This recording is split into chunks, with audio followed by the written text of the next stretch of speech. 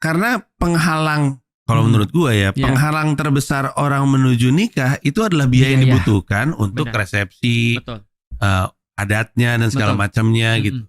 Sementara kita kejar-kejaran nih antara ya nggak pengen ke maksiatnya, udah ketemu ta'arufnya udah selesai, udah dapat semua datanya, dan biaya nggak kunjung ketemu. Benar, itu dia. Nah itu kultur kita mempersulit ketaatan dan mempermudah kemaksiatan. Iya betul.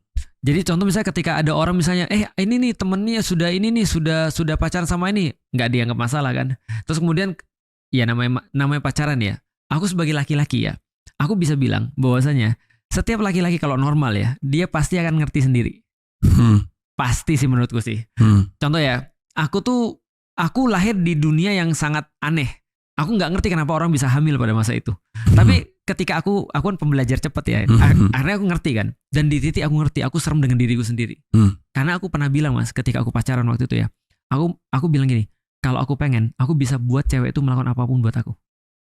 Dan aku sebagai laki-laki yakin betul, meskipun aku nggak ganteng ya, tapi laki-laki punya spell itu, punya speak dewa itu gitu maksudnya.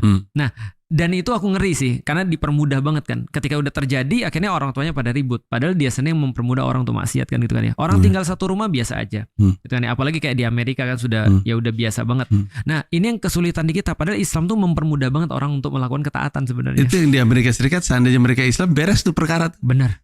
Benar, karena nggak perlu apa-apa kan, nggak perlu biaya, nggak perlu apa.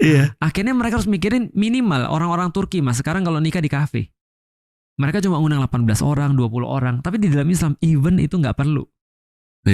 Coba udah selesai kamu nikah aja. Aku bilang sama bapakku, udahlah gini aja. Aku tahu biaya nikahnya berapa. Karena bapakku jadi gini ya, anak-anak nikah aku yakin ya, itu bukan pernikahan dia, itu pernikahan orang tuanya sebenarnya.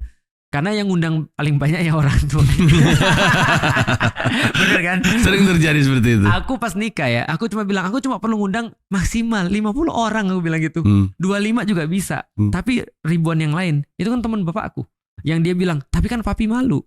Kalau misalnya kamu nikah terus kemudian orang bilang kenapa nggak ngundang, kita miskin banget apa atau gimana kan gitu kan ya. Di dalam Islam aku bilang udah santai aja Kenapa omongan orang nggak akan bisa selesai. Udah duitnya kasih aku aja biar aku selesai nikah, aku bisa pergi kemana-mana gitu misalnya.